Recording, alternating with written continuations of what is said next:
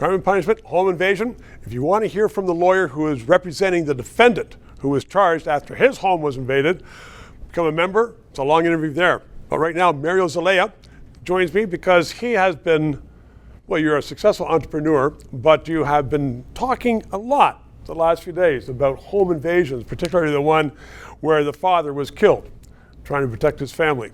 There are bad guys all the time, but we seem to be having more bad guys. What's going on in Canada? Well, I think part of the problem too is the way the media originally portrayed it. Originally they said this was a targeted home invasion, and it wasn't. It actually, well, sorry, I take it back. It was a targeted home invasion for the individual, but they left out the details. They didn't say that he was executed in front of his children. They didn't say that they had a gun pointed to the head of a 4-year-old.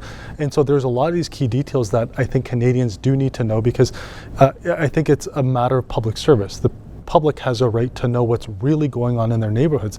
And this is in a rich suburb area of Vaughan. Like, Vaughan is a very well-off neighborhood. And it wasn't some, waspy person who was very, very rich. It was, I understand it, an immigrant who came here, worked hard, built a successful business, like you. And they, just nothing spectacular, but he was targeted. What should politicians do? What should the government do? Oh, harsh laws, just period. Like, make them harsh, make them brutal, make people stay in jail, expand the investments in how many jails we have. I hear from COs who are working in there, and they're saying, Mario, we have to let people out because there's not enough space. We used to have 2 to a bunk, now we have 4 to a room. We're running out of space. Where's the investments? Why has no one talked about it? Like, why am I talking about it? Well, because you're an interested citizen and you know what you're talking about. But really, we don't have many politicians saying what you just said. And if they did, I dare say the mainstream liberal media press, paid for by the government, would absolutely slam him or her. Absolutely. And I think that's why we're also moving to this point where I think there's becoming an increase in distrust in what I'll call mainstream media. Like, people are not having the same trust levels in CBC as they once used to. And I think that's purposely going downhill as a result of their left-leaning bias.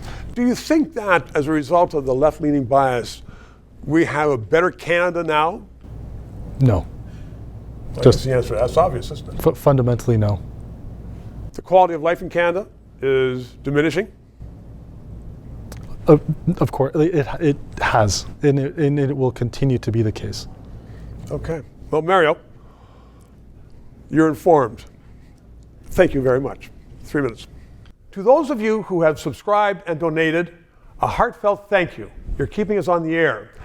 If you're watching and you haven't, please try to do so, because 4 years ago we started this show because there needed to be independent analysis. Now more than ever, with the Online Harms Act. Once that gets into law, it's been passed once by the House, there are going to be hundreds of bureaucrats censoring the news in Canada, censoring this show. We need to keep it on the air. Thanks for your support.